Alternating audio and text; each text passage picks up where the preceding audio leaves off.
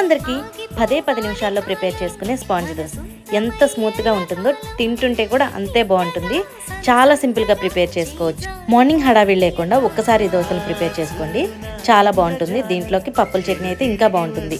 ముందుగా ఒక బౌల్ తీసుకుని 1 కప్పు సూజీ రవ్వ తీసుకుని 1/2 గ్లాస్ వాటర్ పోసుకుని నానబెట్టేసుకుని పక్కన పెట్టేసేయండి. ఇంకో బౌల్ తీసుకుని 1 కప్పు అటుకులు తీసుకుని దాంట్లో కూడా వాటర్ పోసేసుకుని పక్కన పెట్టేసేయండి. ఇప్పుడు ఒక మిక్సీ జార్ తీసుకుని నానబెట్టుకున్న రవ్వ వేసుకుని అటుకుల్లో నుంచి వాటర్ తీసేసి అటుకులు మాత్రమే వేసుకుని 2 టేబుల్ స్పూన్ల గోధుమ పిండి కానీ మైదా పిండి కానీ వేసుకుని 1/2 కప్పు పెరుగు, రుచికి సరిపడా సాల్ట్ వేసుకుని మెత్తగా గ్రైండ్ చేసుకోవాలి. ఈ విధంగా గ్రైండ్ చేసుకున్న పిండిని ఒక బౌల్లోకి తీసుకుని స్టవ్ మీద దోశ ప్యాన్ పెట్టుకుని స్టవ్ మీడియం ఫ్లేమ్ లో పెట్టుకుని మనకు నచ్చిన విధంగా దోశ వేసుకోవాలి.